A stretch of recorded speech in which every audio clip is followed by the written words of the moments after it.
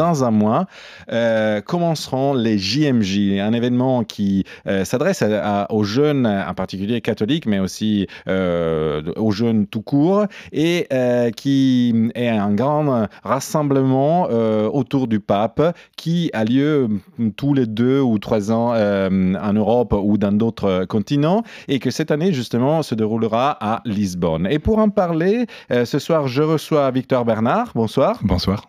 Et Constantin Thierry, bonsoir Mathéo, qui sont les responsables pour la conférence des évêques de France de la participation de jeunes pros au JMJ 2023. Alors, qu'est-ce qu'une JMJ d'abord? Une JMJ, vous l'avez dit, c'est une invitation du pape à tous les jeunes. Ça s'appelle Journée mondiale de la jeunesse et pas Journée mondiale de la jeunesse catholique. Donc c'est ouvert à tous les jeunes. Et il y a, vous l'avez dit, principalement des catholiques, mais aussi d'autres chrétiens. On a des frères évangéliques qui sont là. Voilà, donc c'est une occasion de se réunir avec tous les jeunes du monde entier. Là, en l'occurrence, à Lisbonne. Donc c'est un événement où il y a 1,5 million, 2 millions de jeunes, quoi. Donc les portes sont ouvertes à tout le monde. Il faut tout simplement avoir envie de rejoindre un groupe qui participe. Exactement. Et c'est un bel événement parce que c'est une occasion pendant laquelle il y a des jeunes avec différents degrés de foi. Il y a des gens qui ont atterri là un peu parce que leur grand-mère les a inscrits, un pote les a tirés là, le cousin leur dit viens, il y aura plein de jeunes, ça va être sympa. Donc c'est très audible et facile quand on n'est pas forcément chrétien. Et comment on peut s'organiser pour participer? Parce que j'imagine que désormais, on est presque au début de cet événement, donc les places seront un peu limitées. Mais déjà, est-ce que c'est vrai que une édition en général se déroule en Europe et la suivante en dehors de l'Europe? Donc comment on s'organise pour y aller? Oui, il y a cette volonté justement d'alterner un petit peu les continents pour pouvoir toucher toutes les géographies et tous les chrétiens dans le monde, en tout cas ceux qui reçoivent, et aussi tous les jeunes du monde. Il se trouve que là, il y a en 2018, c'était au Panama, par exemple. Après Cracovie en 2016. Après Cracovie, exactement. Et cette géographie n'a pas été choisie au hasard. C'était aussi l'occasion de remettre l'Amérique centrale sur le devant de la scène. Il y avait un format particulier parce que c'était volontairement en janvier. Alors que généralement, c'est plutôt l'été. Par l'été pour l'hémisphère nord. Exactement. L'été, oui, parce que celle au Brésil était en hiver pour le Brésil, en l'occurrence à Rio de Janeiro. Tout ça pour vous dire que ce soit en Asie, en Amérique latine ou en Amérique, ou en Australie d'ailleurs, récemment, ce sont des géographies qui alternent avec l'Europe et ça permet d'avoir un rayonnement partout, là où se trouvent les chrétiens dans le monde, et de rayonner aussi pour les jeunes du monde entier. On a dit que vous représentez l'unité qui organise les jeunes pros pour la conférence des évêques de France.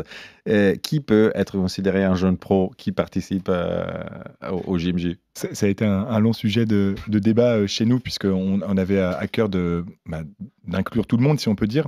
Ouais. Il se trouve que notre équipe, qui est dirigée par Constantin, avait pour objectif Donc, Constantin est le head of le jeune pro. Le head of jeune pro, le super jeune pro, de construire un programme pour ces jeunes pros. Et c'est tout l'enjeu. Donc nous, Santos, l'initiative qu'on fait, le rendez-vous qu'on propose aux jeunes pros, c'est bien de pouvoir proposer un programme, des conférences, des interventions pour les jeunes professionnels. Et donc, le curseur, il a été placé entre 25 et 35 ans, en gros plutôt entre 25 et 30 ans globalement, pour pouvoir accueillir et intéresser des jeunes qui se poseraient des questions à un niveau de maturité personnelle, à un niveau de maturité professionnelle qui est le leur. Et donc, il faut qu'on ait des intervenants pertinents sur ces sujets-là.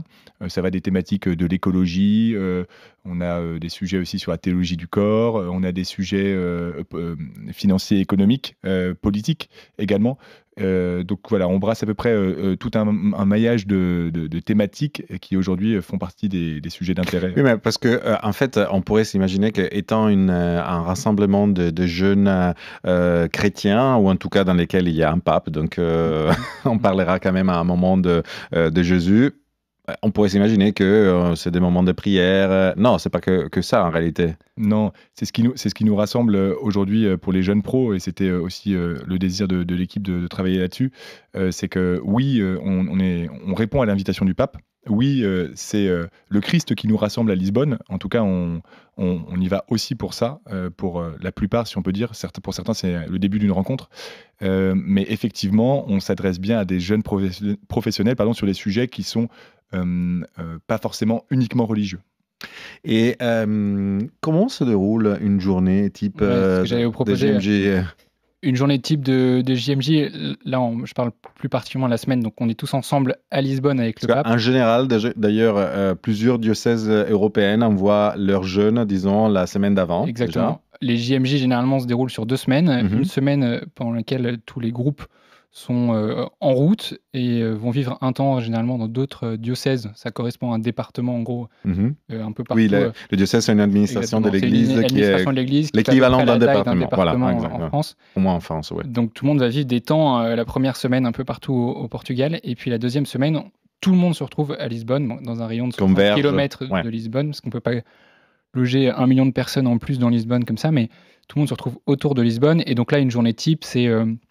on a un temps le matin qui est un temps qu'on appelle les catéchèses. Ça sonne pas très sexy, mais c'est assez sympa.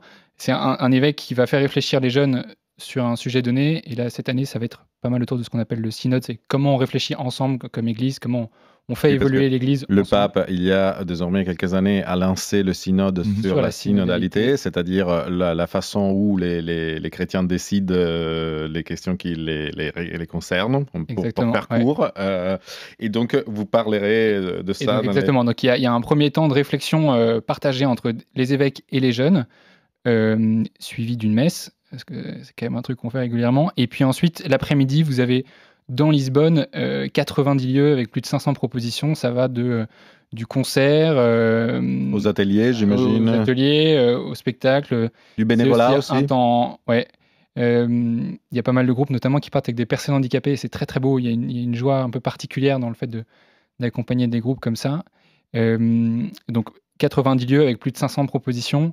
Et puis, c'est aussi un temps un peu privilégié pour rencontrer tous les jeunes qui viennent d'autres pays. En fait, vous êtes dans une ville bondée de jeunes avec des drapeaux partout, ça chante, ça danse. Et donc, vous essayez, vous déjeunez à côté d'un Irakien qui vous raconte ce que c'est d'être chrétien en Irak.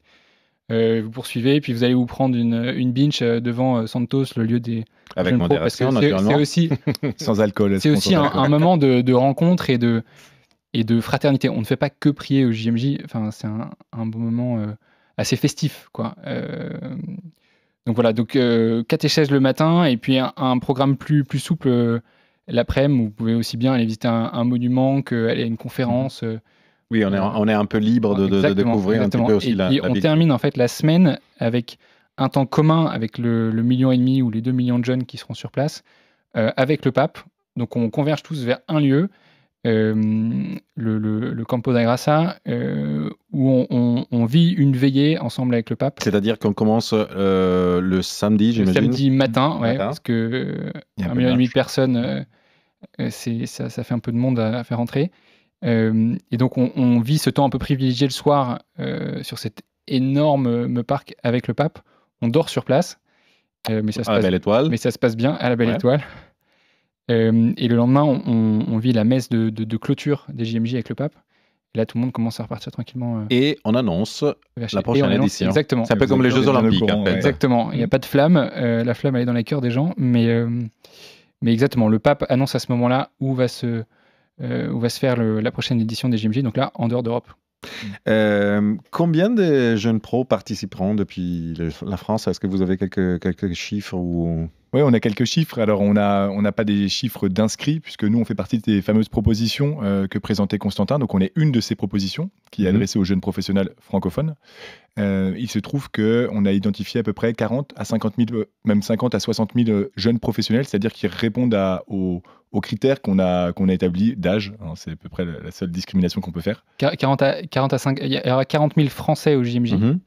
Et il y a entre 5 et 6 000 jeunes pros, c'est-à-dire des jeunes qui ont... on a pris jeunes pros au-dessus de 23 ans, quoi. D'accord. J'ai entendu dire que, surtout par exemple au JMJ de Paris, il y a eu des couples qui se sont formés. Est-ce que vous êtes conscient de cette chose ou... Oui, les fameux amours de Nathalie, ça a donné une chanson que certains connaissent, Nathalie, mon amour des JMJ. Ça a été repris là dans un clip récemment qui dit La France va au JMJ. Bref, il y a une petite dédicace qui a été faite. Qu'on écoute. Qu'on pourra écouter avec grand plaisir. Pour vous répondre sur ça, bah oui, c'est un lieu de rencontre en fait, festif aussi pour tout le monde. Donc évidemment, on est ravis de rencontrer peut-être son âme sœur. Voilà. Si c'était pas le cas, ce serait un peu triste en fait. Oui, si vous avez 2 millions de jeunes qui se rencontrent et qu'il se passe rien, a priori c'est qu'il y a un problème chez les cathos. Avant d'écouter cette musique, de faire une petite pause, on précise que justement, vous posez pas de limites à la providence. C'est un peu ça aussi, le JMJ. Aucune limite à la providence, simplement on est tous bon enfants, donc il n'y a jamais des débordements sur ce sujet comme ça, comme pour la fête. C'est aussi l'avantage de partir avec des groupes qui sont assez encadrés et assez bienveillants. Voilà, donc chacun est libre, grand et autonome. J'entends résonner des millions de voix. Elle a battu des cils, elle s'appelait Nathalie, elle m'a désigné gagnant. Ça ne tient qu'un fil pour l'amour de ta vie, faut te décider maintenant. Les concerts le soir, fit le pape François, tu peux pas le nier. Dieu m'en soit témoin, on fera les choses bien si ton cœur y est. Cette fois c'est pour de vrai, la France part au JMJ. Faut que j'en parle dans tout le pays. Je crois qu'ils se rendent pas compte des faits. 40 000 Français, on fera kiffer tout le pays. Voilà, nous avons écouté un extrait de cette chanson qui parle des amours qui sont nés au JMJ dans les précédentes éditions. D'ailleurs, vous avez participé à quelle édition ? Moi, j'étais à Cracovie en 2016, si je dis pas de bêtises. Oui, moi j'étais aussi à Cracovie en 2016 et à Madrid en 2011. D'accord. Voilà. Et d'ailleurs, cette année, donc vous serez au Portugal, à Lisbonne en particulier, mais en réalité, comme vous avez expliqué la semaine d'avant, les différents diocèses du Portugal accueilleront des jeunes qui proviennent du monde entier, donc vous serez en Portugal. Et qu'est-ce qu'on peut dire aussi de l'accueil de l'accueil des Portugais? Oui, j'allais en dire un mot. En fait, c'est extrêmement touchant. Moi, je reviens du Portugal. On y était la semaine dernière avec les membres du QG France. Et c'est impressionnant de voir la mobilisation en fait, des Portugais et la gentillesse avec lesquelles ils nous ouvrent leurs portes. Pour vous donner une idée, il n'y a plus un gymnase dans Lisbonne qui est disponible la première semaine d'août, parce que tous les gymnases sont ouverts pour accueillir des jeunes qui dorment dans les gymnases. Il y a des centaines et des centaines de familles qui accueillent des jeunes qu'ils n'ont jamais vus. Oui, parce que vous dormez aussi chez l'habitant. Parce qu'il faut loger quand même ce quasi million de jeunes qui débaroulent à Lisbonne, plein de bonnes intentions, mais sans logement. Et du coup, c'est très étonnant. Là, le QG France, petite anecdote, mais est dans une crèche où ils ont réussi à sortir les enfants cette semaine-là pour pouvoir accueillir 70 personnes qui vont gérer le QG, tout ce qui est assurance, rapatriement, etc. Et donc, on est toujours reçu avec beaucoup de bienveillance, des gens qu'on n'a jamais vus et qui, simplement parce qu'on est chrétien et qui sont heureux de participer à l'événement, nous ouvrent grand leurs portes. Et c'est assez amusant. Il y a le mode un peu JMJ qui s'active. Vous dites, là, on est dans une crèche qui est pas très grande, 1m70 personnes, et les gens vous regardent et font, bah ouais, c'est le mode JMJ, quoi. Avant, j'étais avec une religieuse, donc on travaille avec des sociétés de production, c'est très, très chouette, parce que c'est l'occasion aussi de pont avec des milieux qui sont pas forcément chrétiens, avec qui on a pas mal d'échanges. Et il nous disait, mais là, on doit loger 400 volontaires avant le temps des Français, qui est donc le temps, on va rassembler, les 40 000 Français présents sur place, donc un gros moment pour les Français au JMJ. Et il faut qu'on loge 300 volontaires à la veille, à moins d'1 heure de marche donc on identifie le dernier gymnase dispo. Et les mecs de la boîte de prod nous disent, mais ils vont dormir, ok, on a un gymnase, mais ils dorment comment ? Par terre. En fait, et voilà. Et donc la religieuse expliquait, moi à Rome, j'ai passé 2 semaines où j'ai dormi sur un balcon. Et voilà, c'est un peu ça le mode JMJ. Tout le monde le prend un peu plus cool. Et il y a beaucoup de joie. Et donc trop sympa. Et big up aux Portugais qui vraiment tous nous accueillent avec beaucoup de gentillesse. Une dernière question, parce que malheureusement le temps à notre disposition n'est pas illimité. Est-ce qu'on peut encore s'inscrire ? Alors, on peut encore s'inscrire, oui. Il y a plusieurs modalités, si on peut dire. La première, c'est que pour s'inscrire, le plus simple, c'est de rejoindre un groupe. Donc, beaucoup de groupes sont complets, beaucoup de groupes diocésains, par exemple. Diocésains, communautaires, vous pouvez avoir les manuels, les béatitudes, tout ce que vous voulez. Et puis, des initiatives de groupes, je ne sais pas, vous pouvez partir avec une quinzaine d'amis parce que vous avez décidé de venir à pied ou en bateau. Il se trouve que ces groupes-là beaucoup sont complets. Il reste quelques places. On a référencé sur notre site internet pour les jeunes professionnels toutes les initiatives qui concernaient les jeunes pros, mais ça existe aussi au niveau France. Donc, peu importe votre âge, allez vite sur ce site pour regarder s'il reste des places. Et puis, si ce n'est pas le cas, vous pouvez encore vous inscrire auprès de l'organisation, donc le COL, le comité d'organisation locale portugais. Et la seule différence, c'est que vous ne serez pas forcément rattaché à un groupe, vous devrez vous rattacher à un groupe. Donc, si vous êtes plusieurs à partir, ça peut être un peu plus compliqué. Il y a des histoires de logement aussi, ça va être un peu plus compliqué. On rappelle le site alors, le site Lisboa 2023. Pardon, vas-y. .org. Lisboa 2023.org. Parfait. C'est le site de l'organisation locale. En gros, là, si vous voulez partir, rassemblez 3 potes, montez dans une bagnole, inscrivez-vous auprès de ce site. Et si vous avez un problème, vous pouvez nous écrire. Nous, notre site, c'est RNJP, réseau national jeunepro.fr.